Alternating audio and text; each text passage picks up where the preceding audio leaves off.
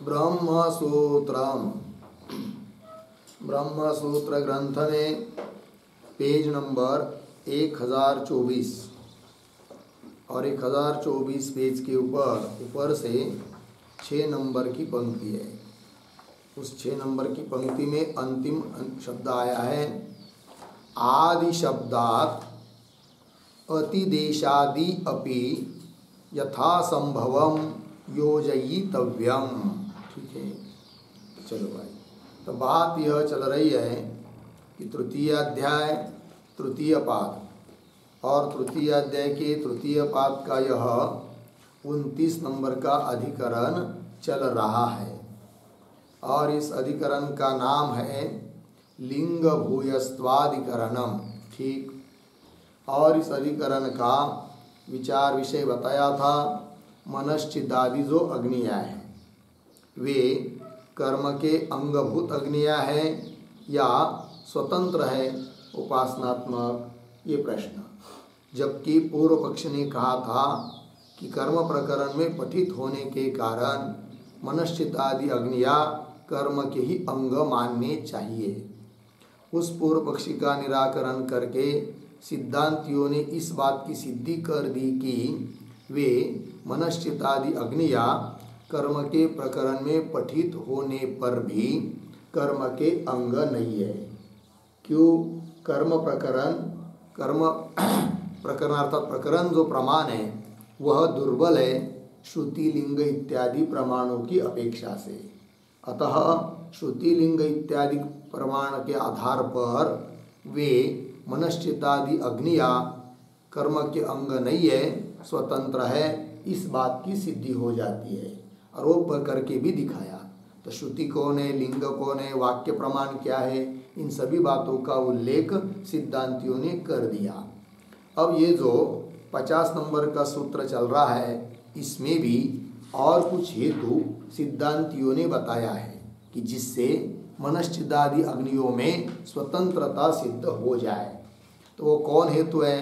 हेतु बताए थे अनुबंधादिभ्य, पंचमी का बहुवचन। अनुबंधादि इत्यादि हेतुओं से भी यह निश्चय होता है कि मनश्चितादि अग्नियाँ कर्म के अंग नहीं है अपितु स्वतंत्र है। अब अनुबंधादिभ्य आदि शब्द आया है, तो अनुबंध के बारे में तो विवेचन कल किया था। आदि शब्द से और क्या लेना, वो बात इस पंक्ति में बताई जा रही है। भगवान भाष्यकार कह रहे हैं आदि शब्द, सूत्र में आया हुआ जो आदि शब्द है उस आदि शब्द से और कौन हेतु को लेना कि जिन हेतुओं से मनश्चितादि अग्नियों में स्वतंत्रता सिद्ध हो सके। तो कह रहे अतिदेशादि हेतुओं को लेना, ये कह रहे भगवान भाष्यकार। वही पंक्ति को देखिए, आदि शब्दात अतिदेशादि अपि यथा संभवम, जैसा संभव हो सके वैसी उसकी योजना करनी चाहिए। अन्य हेतुओं की भी योजना करनी चाहिए जिससे कि मनश्चितादि अग्नियाँ स्वतंत्र है, यह बात सिद्ध हो सके। ठीक है, चलिए, तो ये जो पंक्ति है आदि शब्दात इत्यादि, उसके पूर्व में एक वाक्य लिख लेते हैं अवतरण के रूप में। तो लिखेंगे सौत्रम आदि शब्दम योजयति, सौत्रम आदि शब्दम योजयति, आदि इत्यादि। सौत्रम मतलब सूत्र में आया हुआ जो आदि शब्द है उसको घटा रहे हैं। ठीक है, तो पंक्ति को देखिए, आदि शब्दात अतिदेशादि अपि, अतिदेश इत्यादि के भी हेतुओं को यथासंभव जोड़ लेना चाहिए, योजयितव्य। तो बोलेंगे कैसे, जरा स्पष्ट करके बताओ। तब कह रहे आगे तथा ही तेषाम एकैकः एव तावान यावान असौ पूर्वः इति। ठीक है, ये जो पंक्ति है तथा ही इत्यादि, तथा के पूर्व में भी एक वाक्य लिखिए छोटा सा अवतरण के रूप में। तत्र तत्र मनश्चिदादीनां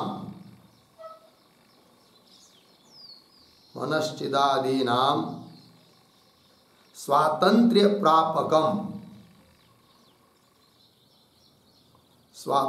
प्रापकम अतिदेशम विशदयति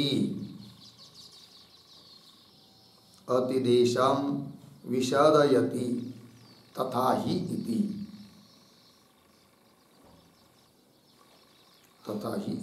ठीक है, देखो भाई अर्थ। तो अतिदेशादि हेतुओं को भी यथासंभव जोड़ लेना चाहिए। तो उनमें से जो पहला अतिदेश हेतु है उसका स्पष्टीकरण कर रहे। तो मनश्चित्तादि अग्नियाँ स्वतंत्र है, उनकी स्वतंत्रता को निश्चित कराने वाला जो हेतु है, बहुत सारे हेतु है, उनमें से अतिदेश हेतु जो है उसका स्पष्टीकरण कर रहे हैं सिद्धांती। तथा ही इत्यादि पंक्ति के द्वारा। तो कैसा अतिदेश किया जा रहा है और उस अतिदेश रूप हेतु से मनश्चित्तादि अग्नियों में स्वतंत्रता कैसी सिद्ध होती है, इस बात का स्पष्टीकरण तथा ही पंक्ति से किया जा रहा है। तो पंक्ति को देखिए, तथा ही तेषाम एकैक एव तावान तेषाम मनश्चिदादि अग्निनाम, मनश्चिदादि जो अग्नि है उनमें से एकैक एव तावान, एक एक उतना सामर्थ्य वाला है। कितना? यावान असौ पूर्व शब्द का अर्थ लिखिए क्रियाग्नि। तो यावान असौ, जितना यह पूर्व का अग्नि है, मतलब क्रियाग्नि है, अर्थात कर्म के संबंधी जो अग्नि है कि नहीं, वो लिया पूर्व शब्द से। फिर अतिदेश कर रहे उसका, क्रियाग्नि का, किसमें? मनश्चिदादि अग्नियों में। अर्थात मनश्चिदादि जो मानसिक अग्नियां हैं वह इतनी सामर्थ्यवान है कि क्या कि उनमें से एक एक भी उस अग्नि के बराबर है जो कि क्रियाग्नि है। क्रिया तात्पर्य यज्ञ के संबंधी जितनी भी अग्नियां हैं उनका जितना सामर्थ्य है वो सब सामर्थ्य इस मानसिक एक एक अग्नि में है। इस प्रकार का उन अग्नियों का सामर्थ्य का अतिदेश इस अग्नि में कर रहे हैं। अब यदि ये मनश्चित्तादि अग्नियां कर्म के अंग होती तो इस प्रकार अतिदेश क्यों किया होता? नहीं किया होता। अतिदेश किया है, इतना इसका सामर्थ्य बताया है, इसका मतलब ये मनश्चित्तादि अग्नियां नहीं है कर्म का अंग, ये सिद्ध हो जाता है। और कर्म का अंग नहीं है इसका मतलब स्वतंत्र है, ये बात। तेषाम मनश्चित्तादि अग्नि नाम एकैक एव, एक एक अग्नि, तावान उतने सामर्थ्य वाला है। कितना? यावान असौ पूर्व, जितना यह क्रियाग्नि है इति। ठीक, ये श्रुति वाक्य है जिसमें अतिदेश किया है, उस वाक्य का ही स्पष्टीकरण आगे के वाक्य में कर रहे हैं भाष्य पंक्ति में। क्रियामयस्य अग्नेः महात्म्यम ज्ञानमयानाम एकैकस्य अतिदिशन क्रियायाम अनादरम दर्शयति का कर्ता कौन होगा? श्रुति ही दर्शयति। ठीक है, अब ये जो पंक्ति पढ़ी मैंने क्रियामयस्य इत्यादि, उसके पूर्व में एक छोटा सा वाक्य लिख लीजिए, अवतरण के रूप में लिखेंगे। वाक्य तात्पर्यम आह, वाक्य तात्पर्यम आह क्रियामयस्य इति। जो अभी अभी श्रुति वाक्य दिया है उस श्रुति वाक्य का तात्पर्य बता रहे हैं क्रियामयस्य इत्यादि पंक्ति के द्वारा। तो पंक्ति को देखिए, क्रियामयस्य अग्नि, क्रियामयस्य अग्नि मतलब, क्रियामय अग्नि मतलब कर्म के संबंधी साक्षात अग्नि, आहवनी आदि अग्नि। तो क्रियामयस्य अग्नि है महात्म्यम, उनका जो महात्म्य है, महात्म्य अर्थात सामर्थ्य है, वो सब ज्ञानमयानाम एकैकस्य अतिदिशा, ज्ञानमयानाम, ज्ञानमय जो अग्नि है, ज्ञानमय अग्नि मतलब भावनात्मक अग्नि, काल्पनिक अग्नि, मन की वृत्तिरूप अग्नि, क्योंकि मन की वृत्ति अर्थात मन के व्यापारों में अग्नि की भावना करने के लिए कहा है, अतः वो साक्षात तो अग्नि नहीं है, कल्पना की हुई है कि नहीं। तो वो जो ज्ञानमय अग्नि है उसमें उस क्रिया अग्नि के सामर्थ्य का श्रुति अतिदेश कर रही है। पंक्ति देखिए, क्रियामय से अग्ने है महात्म्यम सामर्थ्यम ज्ञानमया नाम काल्पनिका नाम अग्नि नाम, काल्पनिक अग्नियों में से एक एक अग्नि में अतिदिशन अतिदेश करती हुई श्रुति क्या कर रही है, क्रियायाम अनादरम दर्शयति, क्रिया के बारे में अनादर दिखा रही है। कौन? श्रुति। अर्थात जो साक्षात कर्म के संबंधी अग्नि है उसकी अपेक्षा इस अग्नि का महात्म्य अधिक बता रहे। तो क्या तात्पर्य है फिर श्रुति का? तो श्रुति का तात्पर्य यह है कि क्रियामय अग्नि में अनादर दिखाना। वो भी क्यों? इसलिए कि जो उपासक लोग हैं वे उस साक्षात अग्नि को और उस अग्नि के संबंधी कर्मों को छोड़कर इस भावनात्मक अग्नि को ही संपादन करे, इसमें तात्पर्य है। इससे मालूम पड़ता है ये भावनात्मक अग्नियां उस कर्म के अंग नहीं है। यदि कर्म के अंग होती, इस प्रकार का श्रुति का अनादर उस अग्नि के बारे में करना वो सुसंगत नहीं होता। ये बात तो ज्ञानमया नाम एकैकस्य अतिदिशन क्रियायाम अनादरम दर्शयति। ठीक है, तो इस बात को अच्छी तरह से याद रखने के लिए इस पर एक टिप्पणी लिखते हैं हम लोग। अनादरम दर्शयति इत्यादि जो पंक्ति आई है तो लिखेंगे, जिस कारण से कि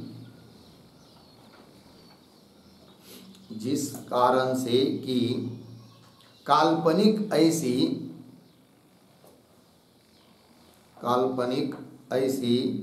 प्रत्येक अग्नि में यज्ञीय अग्नि के सामर्थ्य है, यज्ञीय अग्नि के सामर्थ्य है।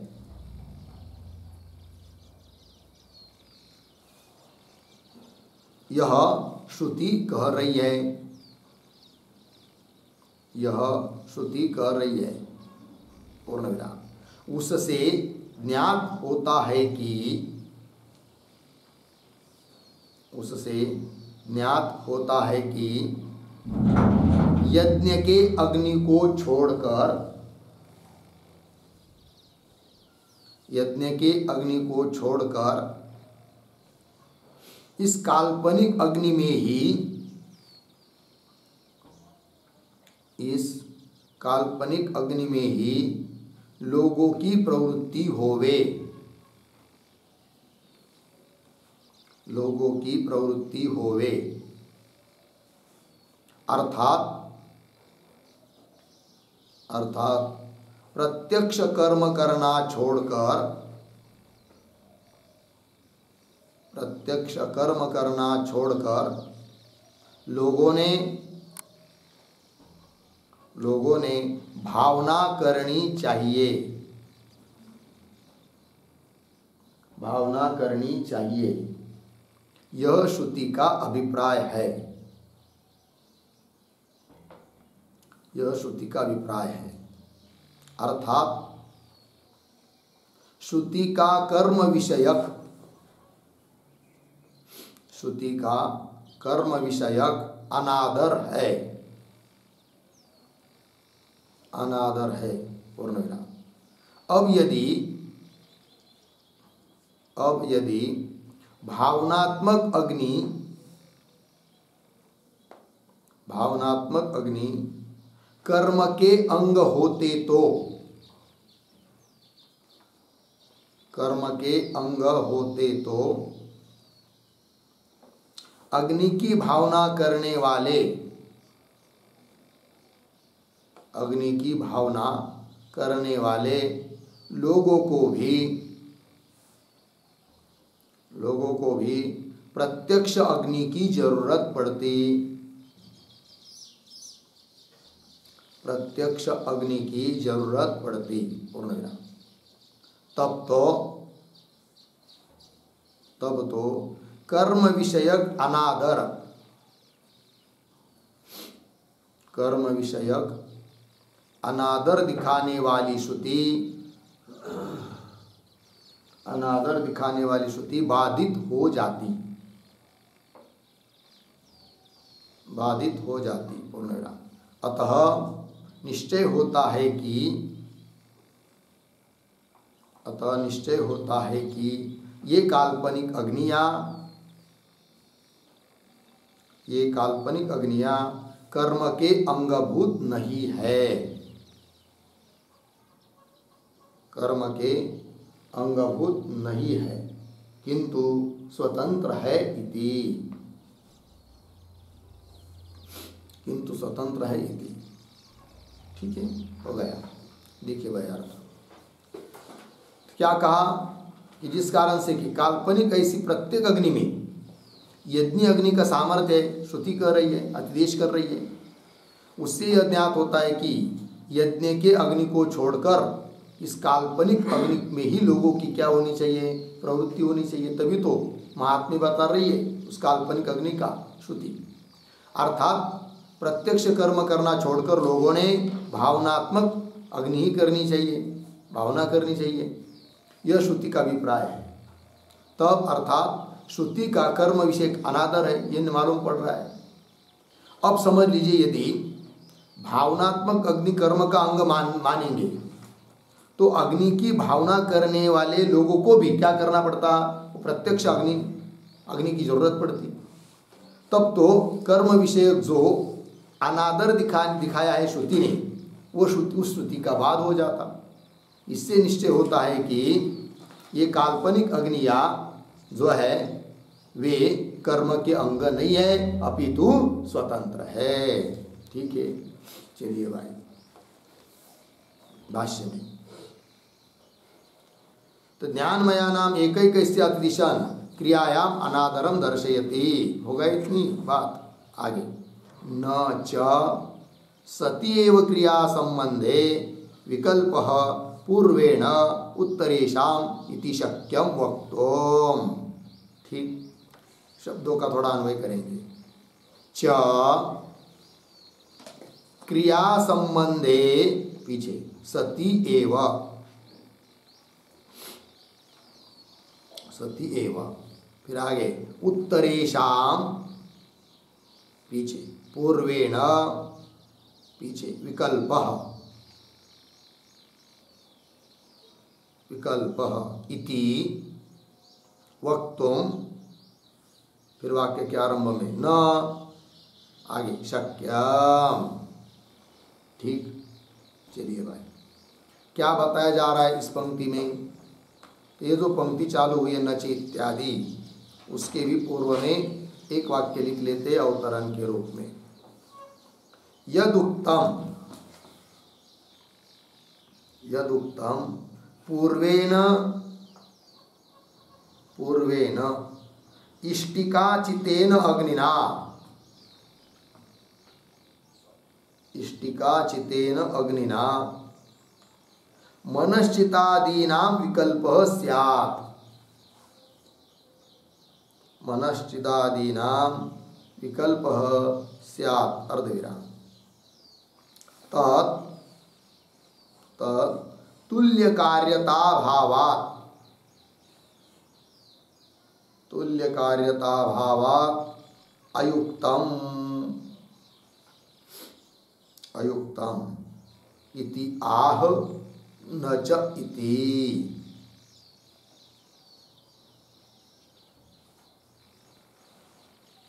कि आह न च इति। ठीक है, देखिए भाई अर्थ,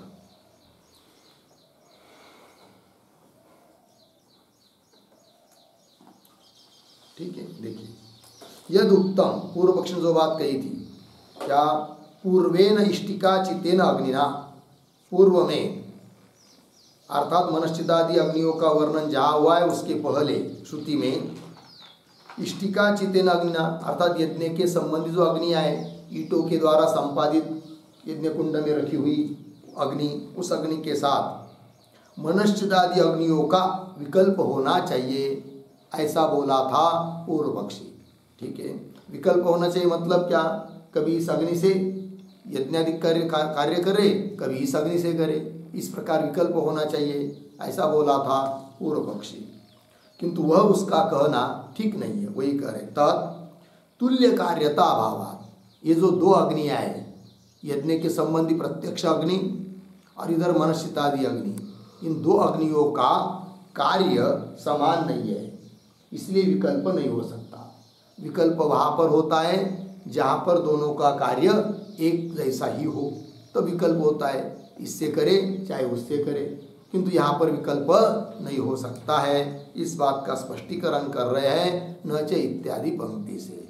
तो पंक्ति को देखिए, च क्रिया संबंधे सति एव, क्रिया के साथ संबंध होने पर उत्तरेशाम अग्निनाम, उत्तरेशाम आगे की अग्नि अर्थात मनश्चिदादि अग्नियों का, पूर्वेन पूर्वेन क्रियाग्निना, क्रियाग्नि के साथ विकल्प हो जाए इति, ऐसा जो पूर्व पक्षी बोला था, ठीक है ना। इति करे, अब इति इस प्रकार का कहना, इति वक्तुम न शक्यम, किंतु यह पूर्व पक्षी का कहना ठीक नहीं है। क्यों भाई, क्या कारण, आगे के पंक्ति में स्पष्टीकरण कर रहे हैं। न ही येन व्यापारेण आहवनीय धारणादिना पूर्वः क्रियायाम उपकरोति तेन उत्तरे उपकर्तुम शक्नुवन्ति। बता रहे कारण, विकल्प क्यों नहीं मानना, विकल्प मानना उचित नहीं है। शब्दों का पहले अन्वय करेंगे। ही येन, एक शब्द छोड़कर आगे, अहावनीय धारणादिना, पीछे व्यापारेण, आगे पूर्वः क्रियायाम उपकरोति, उपकरोति तेन उत्तरे उपकर्तुम, उत्तरे उपकर्तुम, वाक्य के आरंभ का न शक्नुवन्ति, ठीक है। अर्थ को देखिए, विकल्प क्यों नहीं हो सकता उन दो अग्नियों का एक परस्पर में, ठीक है। तब कह रहे ही, क्योंकि यतो ही ये न आहवनीय धारणादिना व्यापारेण, कि जिस आहवनीय अग्नि, यज्ञ में एक अग्नि का, बहुत सारे अग्नि होते हैं, उसमें एक आहवनीय अग्नि होता है, और उस आहवनीय अग्नि का व्यापार क्या है, कार्य क्या है, हविष पदार्थ आदि को धारण करना, ठीक। तो जिस आहवनीय धारणादिना व्यापारेण, आहवनीय अग्नि का जो धारणादि व्यापार है, उस व्यापार के साथ व्यापारेण पूर्वः क्रियायाम उपकरोति, पूर्वः क्रियाग्नि, यज्ञ का अग्नि क्या क्रियायाम उपकरोति, क्रियायाम, क्रिया में, यज्ञ में, उपकरोति, उपकरोति का अर्थ लिखिए साह्यम करोति, उपकार करता है, सहायक होता है। आहवनीय जो अग्नि है, यज्ञ के संबंधी अग्नि, वह हविष पदार्थ आदि को धारण करता है, इसलिए वह पूर्व का अग्नि अर्थात क्रिया अग्नि उस यज्ञादि क्रिया में सहायक होता है। ये बताया यज्ञीय अग्नि के बारे में। उसी प्रकार का कार्य यदि मनश्चिदादि अग्नियों के द्वारा हो पाता तब तो विकल्प हो जाता, किंतु जिस प्रकार का कार्य उस आहवनी आदि यज्ञीय अग्नि के द्वारा हो रहा है, उस प्रकार का कार्य मनश्चिदादि अग्नि के द्वारा नहीं होता है। हविष पदार्थ आदि को धारण नहीं कर रहा है मनश्चितादि अग्नि, अतः विकल्प नहीं हो सकता है कि नहीं। वही कह रहे हैं पूर्व क्रिया उपकरोति, इतनी बात हुई, अर्धविराम। तेन उत्तरे उपकर्तुम न शक्नुवन्ति, तेन, तेन, हाँ, तो तेन का अर्थ लिखिए व्यापारेण, वही आवनीय धारणादिना व्यापारेण, किंतु शॉर्टकट में लिखेंगे व्यापारेण। उत्तरे उत्तरे उत्तरे भावनामया अग्नय, उत्तरे शब्द का अर्थ आगे आने वाली। पूर्वाग्नि उत्तराग्नि, पूर्वाग्नि मतलब क्रियाग्नि और उत्तर मतलब भावनामय भावनात्मक अग्नि। तो तेन उस व्यापार से उत्तरे, उत्तरे मतलब भावनामय अग्निया उपकर्तुम न शक्नुवन्ति, उपकार नहीं कर सकते हैं। क्रिया में उपकार, क्रिया के सहायक नहीं बन सकते हैं, अर्थात दोनों का कार्य अलग है। यदि दोनों का कार्य एक होता तो विकल्प होता, कार्य अलग है अतः विकल्प नहीं हो सकता है, ये बात बताई। और यदि विकल्प हो पाता पूर्व पक्षी के कहने के अनुसार, तब तो मनश्चिदादि अग्नियां भी कर्म के अंग है, यह बात सिद्ध हो जाती। किंतु विकल्प नहीं हो रहा है, इसका मतलब मनश्चिदादि अग्नियां कर्म के अंग नहीं है। ठीक है, तो उपकर्तुम न शक्नुवन्ति, इतनी बात हुई। इसके आधार पर थोड़ा लिखते हैं हम लोग टिप्पणी, छोटी सी लिखेंगे तो लिखते हैं। एकस्मिन् साध्ये, एकस्मिन् साध्ये निरपेक्ष साधनयोः, निरपेक्ष साधनयोः विकल्पः भवति, विकल्पः भवति। यथा व्रीहियवयोः, यथा व्रीहियवयोः पूर्णविराम। आगे व्रीहिभिः यावत् क्रियते, व्रीहिभिः यावत् क्रियते अर्धविराम, यवैः अपि, यवैः अपि तावत् क्रियते, तावत् क्रियते इति विकल्पः युक्तः, इति विकल्पः युक्तः पूर्णविराम। इह तु मनश्चिदादीनां, मनश्चिदादीनां तद अभावात्, तद अभावात् कौंस में लिखे साध्यैक्याभावात्, साध्यैक्याभावात् कौंस बन। आगे न इष्टिकाचितेन अग्निना, इष्टिकाचितेन अग्निना सह, सह कौंस में लिखिए क्रियाग्निना सह ध्यानाग्निनाम, क्रियाग्निना सह ध्यानाग्निनाम कौंस बंद। आगे विकल्पः संभवति इति, विकल्पः संभवति इति पूर्णविराम। आगे अतः एव, अतः एव समुच्चयः अपि, समुच्चयः अपि निरस्तः भवति इति, निरस्तः भवति इति। ठीक है, देखो भाई अर्थ विकल्प कहाँ होता है वो पहले बता रहे हैं उस उदाहरण के साथ। तो कह रहे एकस्मिन् साध्ये, साध्य एक हो और उस साध्य के लिए निरपेक्ष साधन हो। ऐसे दो साधन हो कि एक दूसरे को अपेक्षा, एक दूसरे को अपेक्षा नहीं हो, एक को दूसरे की अपेक्षा न हो, ऐसे साधन हो, तब तो उनमें होता है क्या विकल्प। इससे करें चाहे उससे करें, ठीक है ना। हाँ, जैसे कहीं जाना है, आड़स को जाना है तो साइकिल से जाए चाहे पैदल से जाए चाहे मोटरसाइकिल से जाए, तो विकल्प हो सकता है इससे चाहे उससे, क्योंकि साध्य वहाँ पहुँचना एक है और एक साधनों को दूसरे की अपेक्षा नहीं है, तब तो विकल्प होता है। ठीक है ना। हाँ, एकस्मिन् साध्ये निरपेक्ष साधन विकल्प भवति यथा व्रीयवयो, तो उसका स्पष्टीकरण कर रहे दृष्टांत का। व्रीहि यावत क्रियते, व्रीहि के द्वारा जो काम किया जाता है पुरोडाश आदि बनना, यवई अपि तावत क्रियते, यव से भी वही कार्य किया जाता है, इसलिए उनके बारे में तो विकल्प होता है, चाहे यव से करे चाहे व्रीहि से करे। किंतु यहाँ पर तो यह तो मनश्चिदादि नाम तद अभावात, मनश्चिदादि अग्नियों में उसका अभाव है, अर्थात एक साध्य दोनों का नहीं है, क्रिया अग्नि का और मनश्चिदादि अग्नि का, ठीक है ना।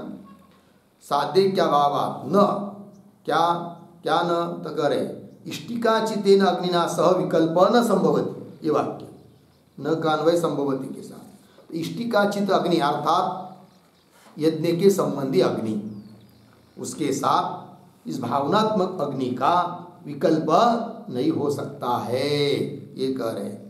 इष्टिका चितेन अग्निना सह मतलब क्रिया अग्नि के साथ भावना ध्यानाग्नि अर्थात भावनात्मक अग्नि का विकल्प न संभवती इति। इसलिए ये भी निश्चय होता है कि दोनों का समुच्चय भी नहीं है, विकल्प नहीं है, अर्थात समुच्चय भी साथ साथ भी दोनों के द्वारा अनुष्ठान नहीं हो सकता है। तो इससे निश्चित होता है कि ये मनश्चितादि अग्निया क्या उस यज्ञ के अंग नहीं है। यदि विकल्प हो पाता इन अग्नियों के साथ तब तो कर्म का अंग होते, कर्म का अंग नहीं बन रही, ठीक है ना। चलिए आगे, नहीं शक्नुवंती, इसलिए पूर्व पक्ष ने कहा था विकल्प हो जाए, विकल्प नहीं हो सकता है क्योंकि वो कर्म के अंग नहीं है, ये बात हो गई। आगे चलते हैं। यत्तु पूर्व पक्षे अपि अतिदेश उपोद्बलक इति उक्तम सति ही सामान्य अतिदेश प्रवर्तते इति, ठीक है। अब वो कौन बात बताई जा रही है, तो ये जो पंक्ति पढ़ी उन शब्दों का पहले अन्वय, तो अंतिम में आया उत्तरार्ध में सामान्य, वहां से पकड़ेंगे, सामान्य पीछे सती ही आगे अतिदेश प्रवर्तते इति, प्रवर्तते इति, फिर शुरू से इति के बाद पूर्व पक्षे अपि अतिदेश उपोद्बलकः इति, पूर्व पक्षे अपि अतिदेश उपोद्बलक इति, फिर एकदम शुरू का शब्द इति यत्तु उक्तम, यत्तु उक्तम, ठीक है। फिर आगे के पंक्ति में आएगा तत् अस्मत् पक्षे अपि अग्नित्व सामान्येन अतिदेश संभवात् प्रत्युक्तम, ठीक। क्या बात कही जा रही है, तो पूर्व पक्ष ने जो बात अपना मत बताते समय कही थी उसका स्मरण कराकर खंडन कर रहे हैं। तो ये जो पंक्ति चालू हुई है यत्तु इत्यादि, उसके पूर्व में एक वाक्य लिखिए अवतरण, यद उक्तम, यद उक्तम क्रियांगत्व सामान्येन, क्रियांगत्व सामान्येन कंस में लिखिए सादृश्येन, सादृश्येन कंस बंद, आगे अतिदेशः इति, अतिदेशः इति अर्धविराम, तत् न इति आह, तत् न इति आह यत्तु इति, ठीक है। चलिए भाई, तो पीछे पूर्व पक्षी ने 46 नंबर के सूत्र में बात बोली थी पूर्व पक्षी ने, क्योंकि वो पूर्व पक्षी का सूत्र था अतिदेशाच। तो पूर्व पक्षी ने यह बात कही थी कि अतिदेश किया जा रहा है मनश्चिदादि अग्नियों में, उन अग्नियों का, जैसे अभी बताया था ना, जितना सामर्थ्य यज्ञ अग्नि का है वो सब सामर्थ्य यहाँ पर मनश्चिदादि एक एक अग्नि में है, अतिदेश है। और अतिदेश तब किया जाता है जहाँ पर सादृश्य रहता है। इसका मतलब यज्ञ अग्नि का अतिदेश मनश्चित्तादि अग्नि में हो रहा है, अर्थात जैसे यज्ञ अग्नि कर्म के अंग है, उस प्रकार मनश्चित्तादि अग्नियां भी कर्म के अंग होने चाहिए, क्योंकि अतिदेश किया जा रहा है और अतिदेश वहाँ होता है जहाँ सादृश्य रहता है। ऐसा बोला था कौन? पूर्व पक्षी। वही याद दिला रहे उसकी, फिर उसका खंडन कर रहे तद इत्यादि पंक्ति से। तो अन्वय के अनुसार अर्थ देखिए, तो अवतरण लिखा ना, यद उत्तम क्रियांगत्व सामान्य, सामान्य शब्द का अर्थ होता है सादृश्य न अतिदेश इति, किंतु ये पूर्व पक्षी का कहना ठीक नहीं, तत् न इति आह यत्तु इत्यादि पंक्ति से। अब देखिए पंक्ति में, सामान्य सती ही, मतलब सामान्य, सामान्य शब्द का अर्थ सादृश्य सती, सादृश्य रहने पर ही अतिदेश प्रवर्तते, अतिदेश प्रवृत्त होता है। ठीक है ना, ये सामान्य नियम हो गया। अतिदेश वहाँ होता है जहाँ पर सादृश्य रहता है। फिर अब यहाँ पर क्या कहना है? तब कह रहा है पूर्व पक्षे अपि अतिदेश उपोद्बलक इति यत्तु उक्तम। तो पूर्व पक्ष ने कहा था कि हमारे मत में अतिदेश जो तुम बता रहे, हमारे मत में सहायक ही बन जाएगा। कौन? अतिदेश। जो अतिदेश कहा जा रहा है वो हमारे पूर्व पक्षी के मत में उपोद्बलक है, सहायक है। मनश्चित्तादि अग्नियां कर्म के अंग सिद्ध करने के लिए अतिदेश हमको अनुकूल है, उपोद्बलक है, ऐसा बोला था कौन? पूर्व पक्षी 46 नंबर के सूत्र में। ठीक है, तो पूर्व पक्ष अपि अतिदेश उपोद्बलक, उपोद्बलक मतलब सहायक है, क्रिया का अंग बनाने के लिए पोषक है। ठीक है ना, उपोद्बलक इति यत्तु उक्तम, ऐसा जो पूर्व पक्ष ने कहा है। उत्तर दे रहे सिद्धांति अब, तत् वह कहना पूर्व पक्ष का ठीक नहीं है। क्यों? तत् अस्मत् पक्षे अपि अग्नित्व सामान्येन अतिदेश संभवात् प्रत्युक्तम, तत् प्रत्युक्तम, तत् पूर्व पक्षी का कहना प्रत्युक्तम, प्रत्युक्तम खंडितम, निरस्तम, खंडित है। कैसे भाई? वो बता रहे इस पंक्ति से। ये जो पंक्ति आगे की तद अस्मत् पक्षे इत्यादि, उस तद के पूर्व में एक वाक्य लिखिए छोटा सा, अग्नित्व सामान्येन अपि, अग्नित्व सामान्येन अपि अतिदेश सिद्धेः, अतिदेश सिद्धेः न पारिशेष्यम, न पारिशेष्यम इति दूषयति, इति दूषयति तद इति, तद इति। ठीक है, देखो भाई, अतिदेश है, दोनों पक्षों को मान्य है, पूर्व पक्षी को भी सिद्धांति को भी, बराबर। किंतु उस अतिदेश को हेतु बनाकर पूर्व पक्षी अपनी बात सिद्ध करना चाहता है, और सिद्धांति भी अतिदेश को हेतु बनाकर अपनी बात को सिद्ध करना चाहता है। अब पूर्व पक्षी अतिदेश के आधार पर, अतिदेश को निमित्त करके, हेतु करके अपनी बात कैसे सिद्ध करता है? कि पूर्व पक्षी कहता है अतिदेश सादृश्य में होता है, और यज्ञीय जो अग्नि है, साक्षात अग्नि, उसका अतिदेश मानसिक अग्नि में किया जा रहा है। इसका मतलब यज्ञीय अग्नि जैसे कर्म के अंग है, वैसे मानसिक अग्नियां भी कर्म के अंग है। यह अभिप्राय पूर्व पक्षी का है कि इसलिए कर्म का अंग होने के कारण अतिदेश है, ऐसा बोल रहा है पूर्व पक्षी।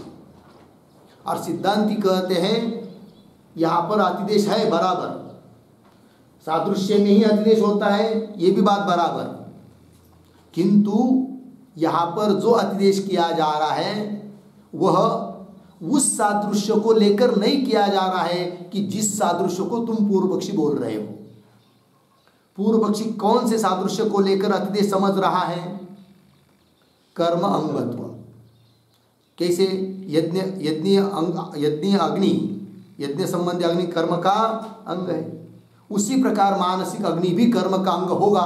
तो कर्म का कर्मांगत्व रूप सादृश्य को लेकर अतिदेश है, ऐसा पूर्व पक्षी समझ रहा है। अतः मनश्चिदादि अग्निया कर्म के अंग बन जाएगी, ऐसा पूर्व पक्षी कहता है।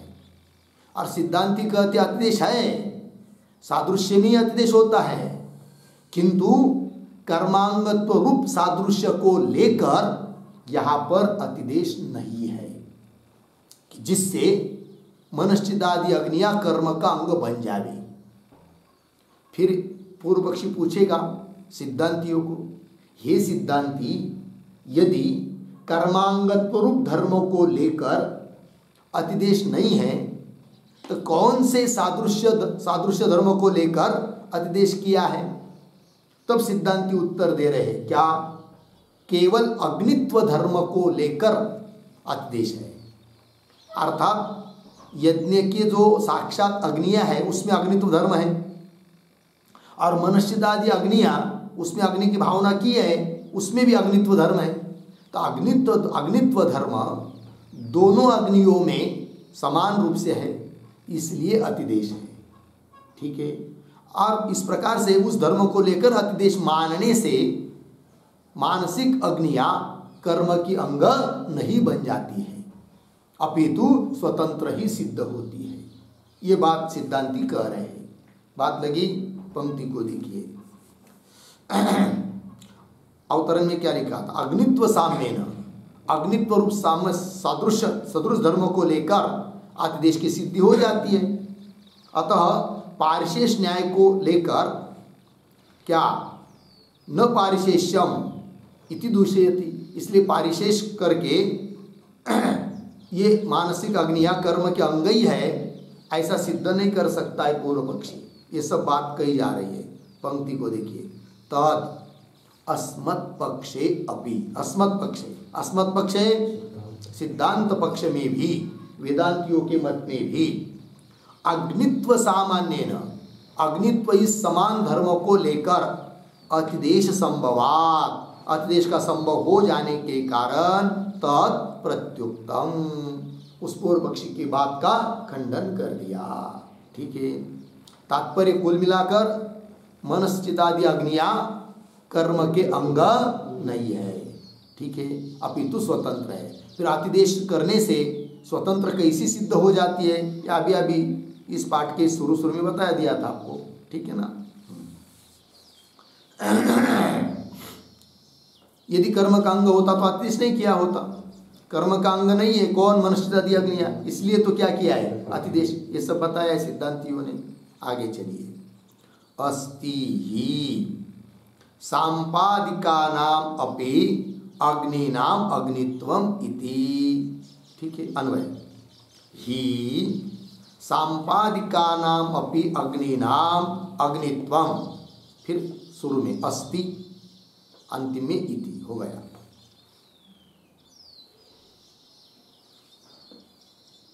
और ये जो अस्ति इत्यादि पंक्ति है उसके पूर्व में एक छोटा वाक्य लिखिए, अवतरण, अग्नित्व साम्य संभवम, अग्नित्व साम्य संभवम, संभवम एव स्फुटयति, एव स्फुटयति अस्ति इति। ठीक है। अग्नित्व साम्य संभवम, अग्नित्व रूप समान धर्म दोनों में संभव है, इस बात को स्पष्ट कर रहे हैं सिद्धांती अस्ति इत्यादि पंक्ति से।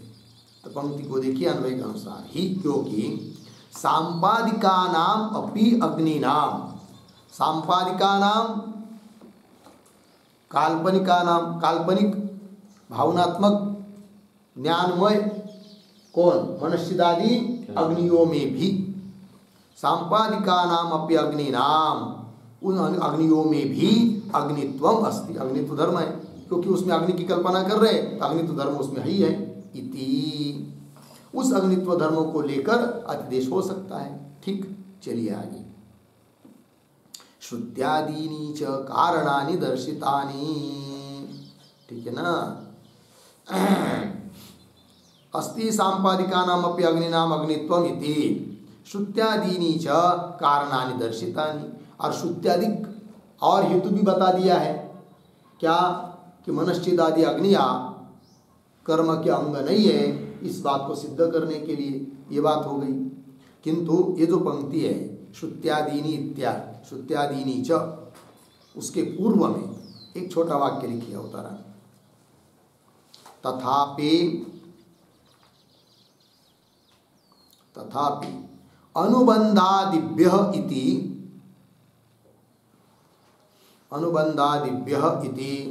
बहुवचनं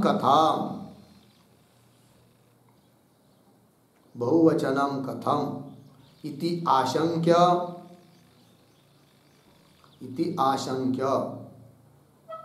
अनुबंध अतिदेश श्रुति लिंग वाक्येभ्यः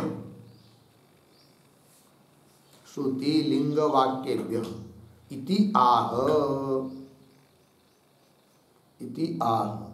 श्रुत्यादीनि इति। ठीक है, अर्थ देखो भाई। तथापि मतलब कह रहे हैं कि ठीक है, कोई बात नहीं, आदेश क्यों है सब समझ में आ गया, तो भी अनुबंधादिभ्य इस शब्द में बहुवचन क्यों है, बहुवचनम कथम, ऐसी कोई शंका करता है तो उत्तर दे रहे हैं। अनुबंध एक, अतिदेश दो, और श्रुति लिंग वाक्य, बहुत सारे हेतु दिया गया है, और बहुत सारे हेतु बताना था, इसलिए बहुवचन कर दिया, ये बात कही जा रही है। अनुबंध अतिदेश श्रुति लिंग वाक्येभ्य क्या बहुवचनम, ठीक है, बहुवचन की उत्पत्ति हो जाती है, यह बात कही जा रही है श्रुत्यादि पंक्ति से। वही देखिए, श्रुत्यादीनि च कारणानि, अनुबंध कारण है, अतिदेश कारण है, श्रुति लिंग वाक्य भी कारण है, तो बहुत सारे कारण होने से शब्द में बहुवचन आ गया। श्रुत्यादीनि च कारणानि दर्शितानि, और उन श्रुत्यादि कारणों का विवेचन कल हो चुका है। ठीक, आगे चलते हैं। एवं अनुबंधादिभ्यः कारणेभ्यः स्वातंत्र्यं मनश्चिदादीनां प्रज्ञांतर पृथक्त्ववत्। ठीक, चलिए शब्दों का थोड़ा अन्वय। एवं अनुबंधादिभ्य कारणेभ्यः, या तो सरल है, कारणेभ्य इसके आगे एक शब्द छोड़कर, मनश्चिदादीनां पीछे स्वातंत्र्यम, फिर आगे प्रज्ञांतर पृथक्त्ववत्। ठीक है, अब कौन बात कही जा रही है, ये जो पंक्ति चालू हुई ना एवं इत्यादि, उस एवं के पूर्व में एक वाक्य लिख लीजिए अवतरण, उक्त हेतु फलम, उक्त हेतु फलम निगमयति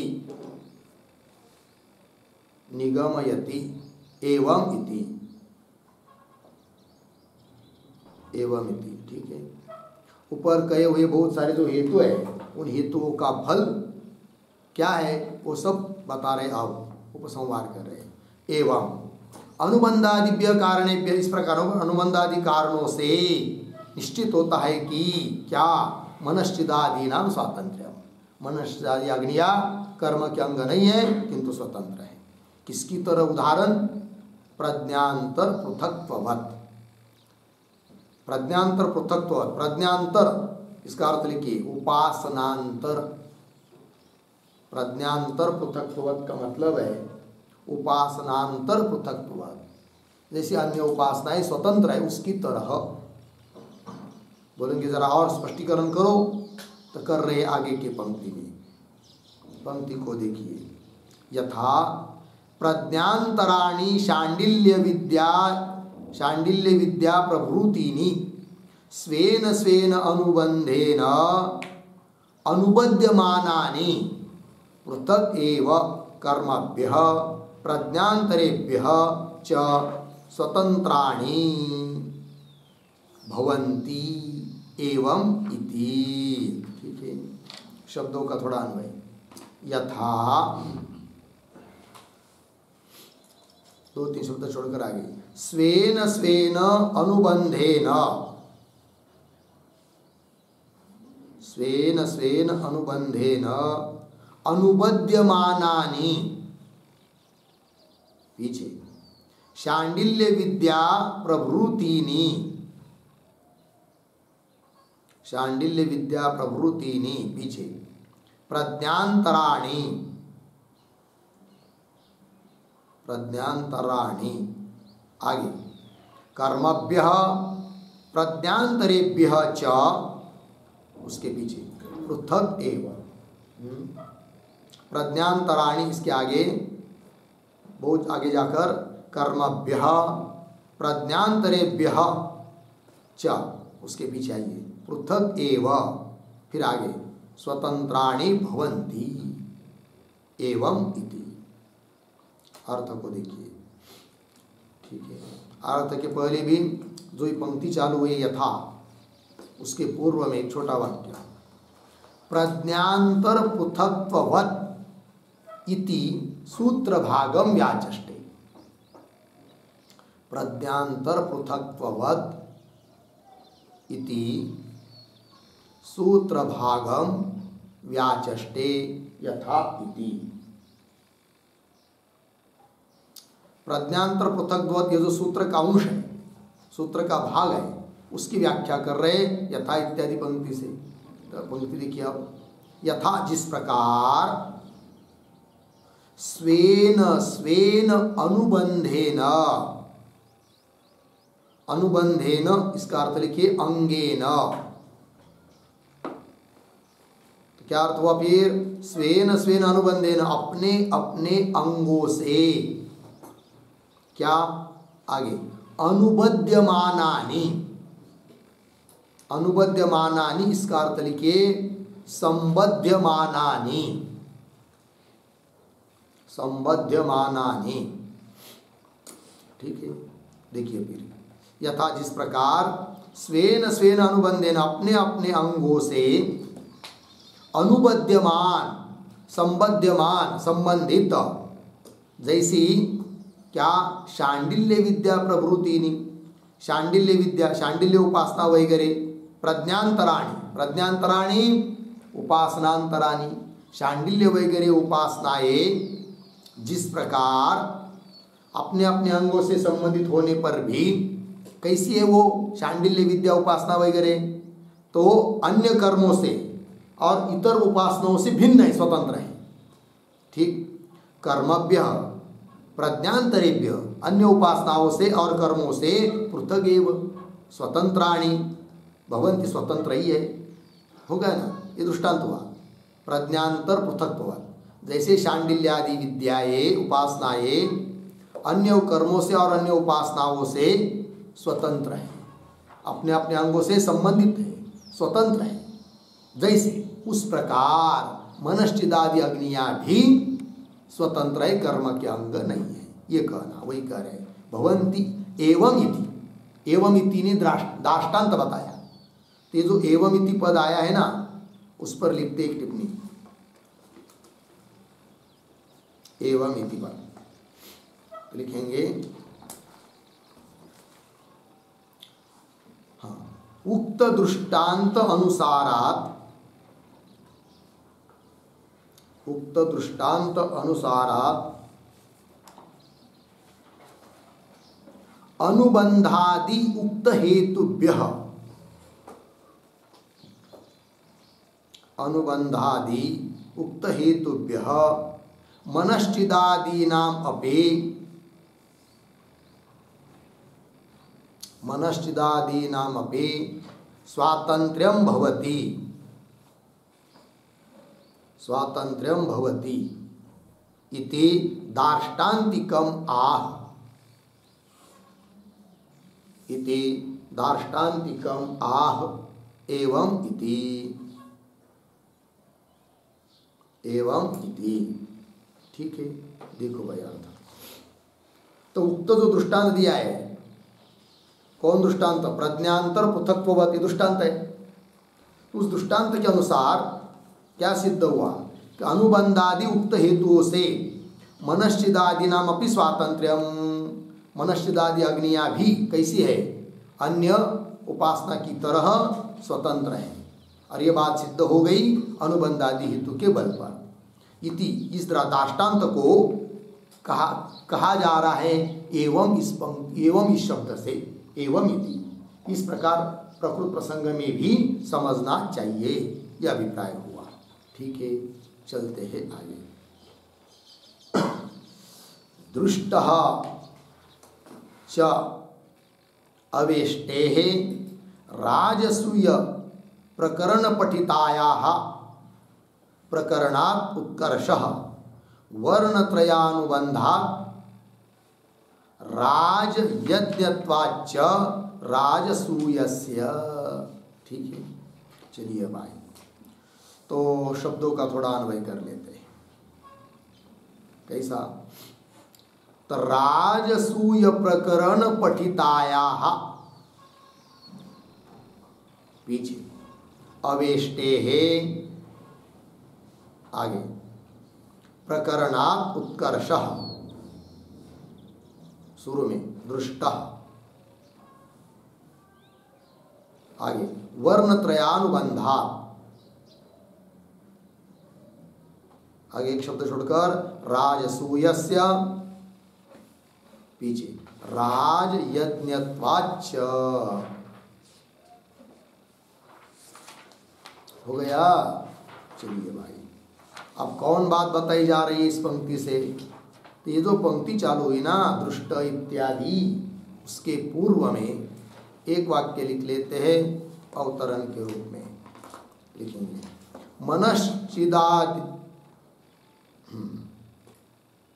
मनश्चिदादीनां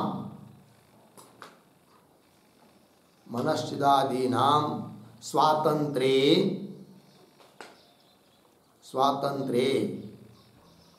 क्रिया प्रकरण पाठ असिद्धि,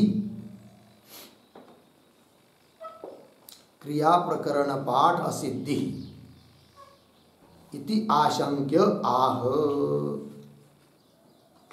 इति आशंक्य आह दृष्टः इति।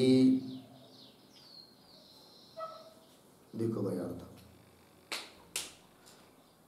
तो मनश्चिदादि नाम स्वातंत्र, पूर्व पक्षी बोलेगा कि ये सिद्धांति मनश्चिदादि अग्नि स्वतंत्र है, तो क्रिया प्रकरण पाठ असिद्धि, क्रिया प्रकरण में उसका पाठ नहीं होना चाहिए, जबकि कर्म के प्रकरण में उसका क्या हुआ है, पाठ हुआ है। उसकी संगति कैसी लगाओगे फिर? ये पूर्व पक्षी का आक्षेप। तो क्रिया प्रकरण पाठ असिद्धि इति आशंक्य, ऐसी शंका करता है पूर्व पक्षी, उत्तर दे रहे सिद्धांति दृष्ट इत्यादि पंक्ति के द्वारा। तो क्या उत्तर देना है? कि उत्तर ये देना है कि हे पूर्व पक्षी, तुम जो कह रहे हो क्या कि कर्म के प्रकरण में पाठ हुआ है, वो नहीं होना चाहिए। तो यद्यपि ये बात सही है कि कर्म के प्रकरण में पाठ हुआ है, किनका? मनश्चिदादि अग्नियों का, तो भी वो कर्म के अंग नहीं है, स्वतंत्र है। बोलेंगे ऐसा कैसा? तो बोले, उत्तर दे रहे इस प्रकार का और जगह भी देखने को मिलता है। इसलिए तो कहाँ देखने को मिलता है? तो बता रहे इस पंक्ति में क्या? तो पंक्ति को देखिए कि राजसूय प्रकरण पठिताया, राजसूय यज्ञ है, कर्म है वो, और उस प्रकरण में पठित है क्या? एक अवेष्टि करके, 3 वर्णों के द्वारा की जाने वाली एक अवेष्टि, अवेष्टि नाम एक छोटा सा यज्ञ जैसा, छोटा सा कर्म, अवेष्टि नाम का। और वो पठित है किसमें? राजसूय यज्ञ के प्रकरण में। तो भी उस राजसूय यज्ञ का अंग नहीं है। कौन? वो अवेष्टि। उस प्रकरण में पठित होने पर भी फिर कैसे है? स्वतंत्र है। तो जैसे राजसूय यज्ञ के प्रकरण में पठित होने पर भी वह अवेष्टि उस राजसूय यज्ञ का अंग नहीं है, किंतु स्वतंत्र है। उस प्रकार कर्म के प्रकरण में मनश्चिदादि अग्नियों का पाठ होने पर भी वे मनश्चिदादि अग्नियां कर्म के अंग नहीं है किंतु स्वतंत्र है, ये बता रहे हैं। तो भाष्य पंक्ति को देखिए, राजसूय प्रकरण पठितायाः अवेष्टेः, क्या प्रकरणात् उत्कर्ष, प्रकरणात् उत्कर्ष मतलब उत्कर्ष शब्द का अर्थ लिखिए भिन्नत्वम किंवा स्वातंत्र्यम, उस प्रकरण से भिन्नत्व ही है अब उस अवेष्टि में, ठीक है। प्रकरणात् उत्कर्षः दृष्टः देखा गया है। बोलेंगे क्यों, क्या हेतु है आपके पास दृष्टांत में? तब कह रहे वर्ण त्रयानुबंधात्, अनुबंध संबंध, उस अवेष्टि के साथ 3 वर्णों का संबंध होने के कारण अवेष्टि स्वतंत्र है, राजस्व यज्ञ का अंग नहीं है। बोलेंगे वर्णत्रय के साथ संबंध होने से अवेष्टि स्वतंत्र है, राजस्व यज्ञ का अंग नहीं है। बोलेंगे क्यों, मानेंगे अंग था क्या? अब तो उत्तर दे रहे अंग इसलिए नहीं हो सकता है, कौन? अवेष्टि, किसका? राजस्व यज्ञ का, इसलिए अंग नहीं हो सकता है। क्यों कि राजस्व यज्ञ जो है वह केवल क्षत्रिय के द्वारा ही किया जाता है, और अवेष्टि तो तीनों वर्णों के लोगों के द्वारा की जाती है। अतः अवेष्टि राजस्व यज्ञ का अंग नहीं है किंतु स्वतंत्र है, वही कह रहे वर्ण त्रयानुबंधात्।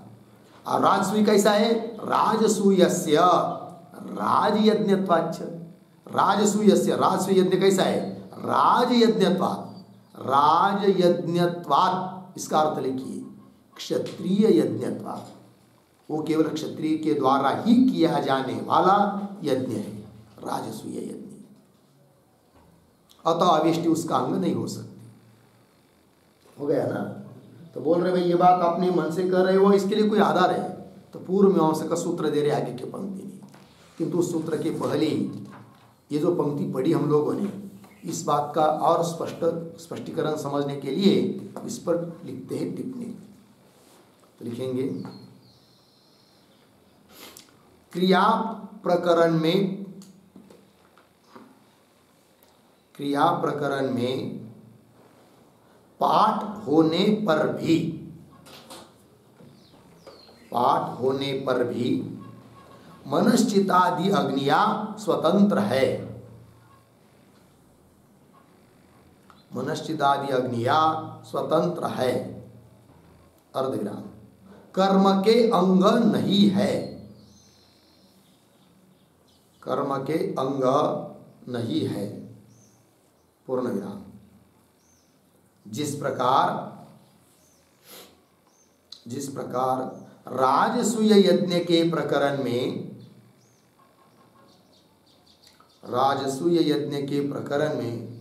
पठित होने पर भी उद्धरण चिन्ह में लीजिए अवेष्टि, उद्धरण चिन्ह बंद, अवेष्टि नामक इष्टि स्वतंत्र है, अवेष्टि नामक इष्टि स्वतंत्र है, पूर्ण विराम। आगे राजसूय यज्ञ की अंग नहीं है, राजसूय यज्ञ की अंग नहीं है, पूर्ण विराम। राजसूय यज्ञ न करने पर भी, राजसूय यज्ञ न करने पर भी स्वतंत्र रूप से उस इष्टि को कर सकते हैं, उस इष्टि को कर सकते हैं, पूर्ण विराम। क्योंकि राजसूय यज्ञ करने का अधिकार, राजसूय यज्ञ करने का अधिकार केवल क्षत्रियों को ही है, केवल क्षत्रियों को ही है। और इस अवेष्टि नामक इष्टि का अधिकार ब्राह्मण क्षत्रिय और वैश्य इन तीनों भी वर्ण को है, इन तीनों भी वर्ण को है, क्योंकि ब्राह्मण कर्ता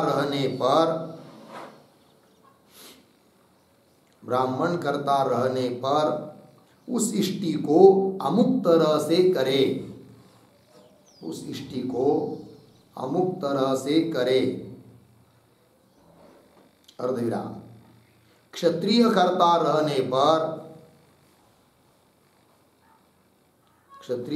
रहने पर अमुक ढंग से करे, अमुक ढंग से करे।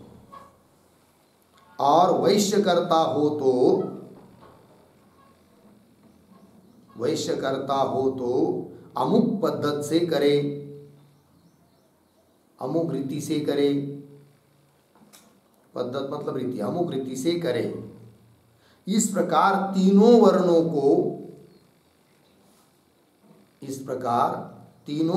को लक्षित करके उस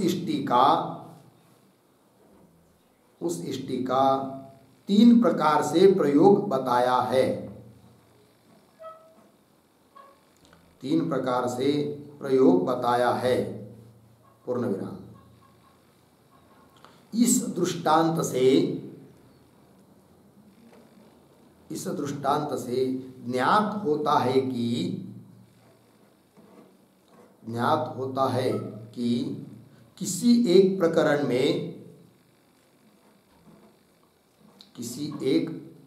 में कही हुई चीज को अर्धविराम कोई विशेष कारण रहने पर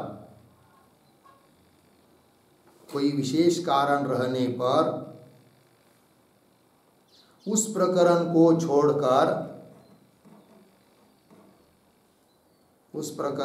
छोड़कर भी किया जा सकता है। पूर्ण विराम। अतः निश्चय किया जाता है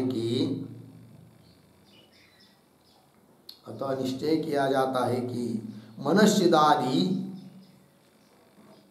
मनश्चिदादि काल्पनिक अग्निया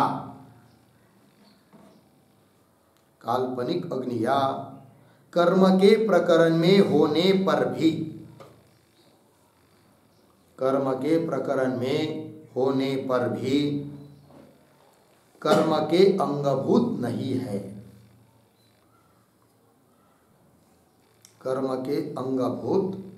है, किंतु स्वतंत्र है, यह निश्चय होता है। ठीक है। देखो भैया क्या लिख दिया, सरल पढ़ के जाते हैं। क्रिया के प्रकरण में, कर्म के प्रकरण में पाठ होने पर भी मनश्चित आदि आज्ञा स्वतंत्र है, कर्म के अंग नहीं है। कैसे? उधर दृष्टांत दे रहे हैं। जिस प्रकार राजस्व यज्ञ के प्रकरण में पठित है अवेष्टि नामक इष्टि, तो भी वह स्वतंत्र है। कैसे? और राजस्व यज्ञ के अंग नहीं है वो अवेष्टि। कैसे स्पष्ट कर रहे हैं? राजस्व यज्ञ न करने पर भी स्वतंत्र रूप से उस अवेष्टि को कर सकते हैं, अर्थात वो स्वतंत्र है, क्योंकि राजस्व यज्ञ करने का अधिकार केवल क्षत्रियों को ही बताया है, और इस अवेष्टि नामक इष्टि का अधिकार तीनों वर्णों को है, ब्राह्मण को, क्षत्रियों को, वैश्य को, तीनों वर्णों को है। क्योंकि वहां साफ साफ लिखा है, क्या ब्राह्मण यदि उस अवेष्टि को कर रहा है इस पद्धत से करे, यदि क्षत्रिय उस अवेष्टि को कर रहा है इस ढंग से करे, और वैश्य यदि उस इष्टि को कर रहा है तो इस अमुक अमुक रीति से करे, ऐसा अलग अलग बताया है। ठीक है। इसका मतलब यह होता है कि वह इष्टि स्वतंत्र है, राजस्व यज्ञ के प्रकरण में पठित होने पर भी उसका अंग नहीं है। उस प्रकार कर्म के प्रकरण में पठित होने पर भी ये मनश्चित्तादि अग्नियां स्वतंत्र है, उस कर्म के अंग नहीं है, ये बात कही जा रही है। और इससे निश्चय होता है कि जिस किसी प्रकरण में कोई बात पठित हो तो भी कोई विशेष कारण हो तो उस प्रकरण से अलग करके उसको किया जा सकता है, स्वतंत्र हो सकता है। यह बात भी, इस बात का भी निर्णय हो गया इस प्रक्रिया से। ठीक है, चलिए फिर भाष्य। राजसूय प्रकरण पठिताया अवेष्टे, राजसूय प्रकरण में पठित है अवेष्टि नामक इष्टि, तो भी प्रकरणात् उत्कर्ष, उस प्रकरण से, राजसूय यज्ञ के प्रकरण से उसका उत्कर्ष अर्थात भिन्नत्व है, स्वतंत्रता है, देखी गई है। क्यों? उस इष्टि का, अवेष्टि नामक इष्टि का तीनों वर्ण के साथ संबंध है, और राजसूय यज्ञ का संबंध केवल क्षत्रियों के साथ है। अतः राजसूय प्रकरण में पठित होने पर भी उसका अंग नहीं है, वो स्वतंत्र रूप से उसका अनुष्ठान किया जा सकता है, अवेष्टि नामक इष्टि का। ये दृष्टांत हुआ। उसी प्रकार इधर लगा लेना कि मनश्चित्तादि अग्निया यज्ञ के प्रकरण में पठित होने पर भी यज्ञ आदि कर्म के अंग नहीं है, किंतु स्वतंत्र है। और यह बात पूर्व मीमांसा में भी कही है, वही कह रहे हैं तद उत्तम प्रथमे कांडे, यह बात प्रथम कांड अर्थात पूर्व मीमांसा में कही है। सूत्र है उसके लिए क्या? कृत्वर्थायाम इति चेत न, क्यों? वर्णत्रय संयोगात इति।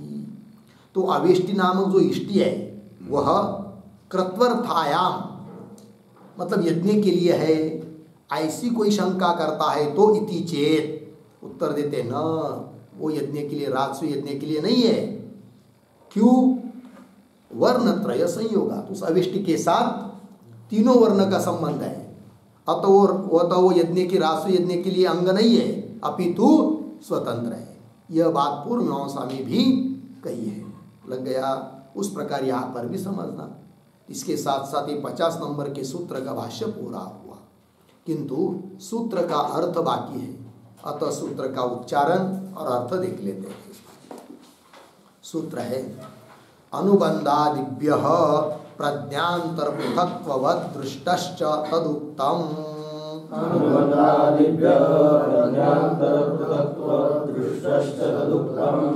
ठीक लिखते हैं सूत्र का अर्थ। तो सूत्रावतरणम बराबर मनश्चिदादीनाम अग्नीनाम, मनश्चिदादीनाम अग्नीनाम स्वातंत्रे, स्वातंत्रे ह्यत्वंतराणि, ह्यत्वंतराणि आह, ह्यत्वंतराणि आह अनुबंधादिभ्यः इति। फिर नीचे की पंक्ति में सूत्र अनुबंधादिभ्यः प्रज्ञांतर पृथक्त्ववद् दृष्टश्च तदुक्तम्। 3:3:50 पदच्छेद अनुबंधादिभ्यः प्रज्ञांतर पृथक्त्ववद् दृष्टः च तत् उक्तम्। फिर नीचे की पंक्ति में पदार्थोक्ति बराबर कंस में लिखिए अनुबंधादिभ्यः अर्धविराम इत्यत्र आदिना, इत्यत्र आदिना अतिदेशः गृह्यते, आदिना अतिदेशः गृह्यते अर्धविराम। आगे प्राक्तन सूत्रोक्त श्रुत्यादीन, प्राक्तन सूत्रोक्त,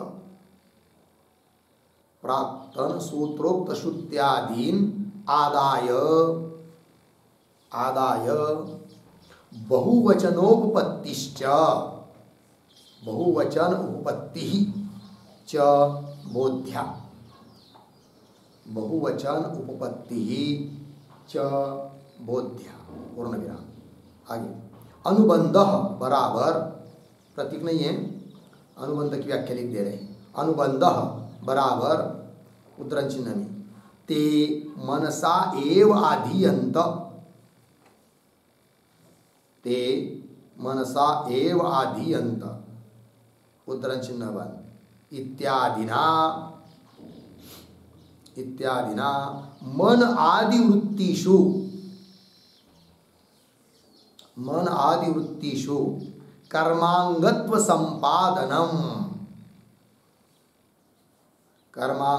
संपादनम बराबर कर्मांगत्व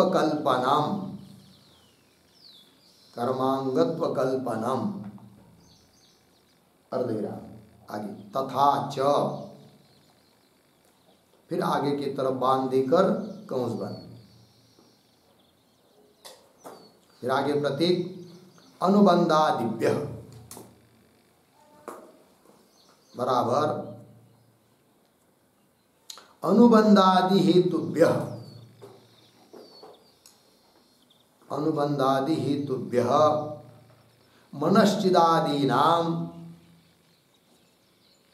मनश्चिदादीनां स्वातंत्र्यं भवति इत्यर्थः। स्वातंत्र्यं भवति इत्यर्थः पूर्णविराम। आगे कंस में लिखिए तत्र दृष्टान्तः, आगे की तरफ बांध देकर कंस बांध। फिर आगे प्रतीक प्रज्ञांतर पृथक्त्ववत् बराबर यथा प्रज्ञांतराणाम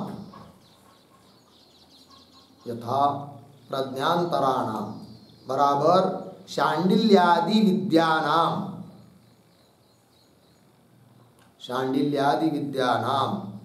पृथक्त्वम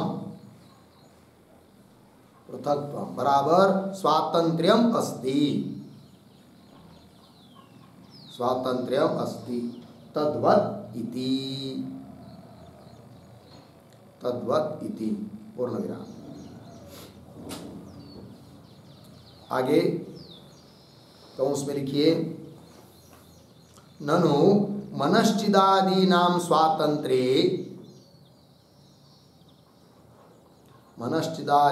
स्वातंत्र्ये प्रकरणात् उत्कर्षे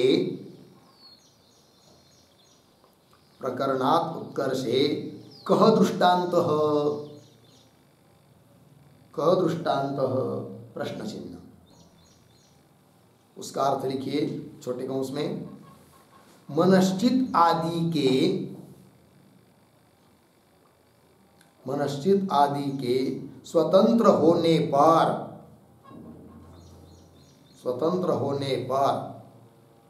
कर्म प्रकरण से उन्हें अलग करने में क्या दृष्टांत है प्रश्न चिन्ह। इति अतः आह फिर आगे की तरफ बांध देकर कंस बांध। फिर आगे प्रतीक है दृष्टः च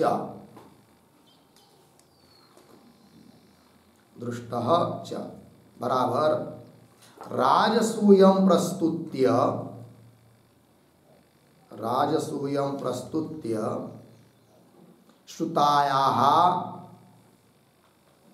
श्रुतायाः ब्राह्मणादिकर्तृकायाः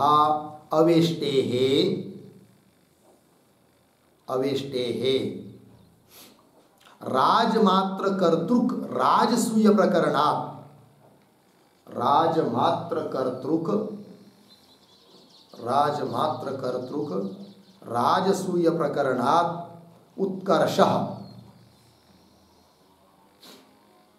उत्कर्षः कंस में लिखिए स्वातंत्र्यम कंस बांध।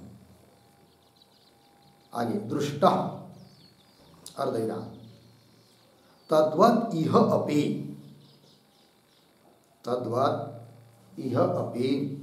मनश्चिदादीनाम्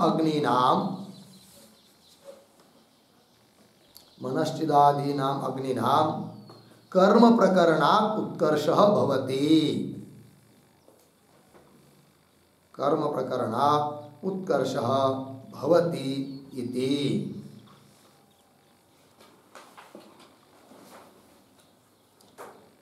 ठीक है, हो गया पूर्ण विराम।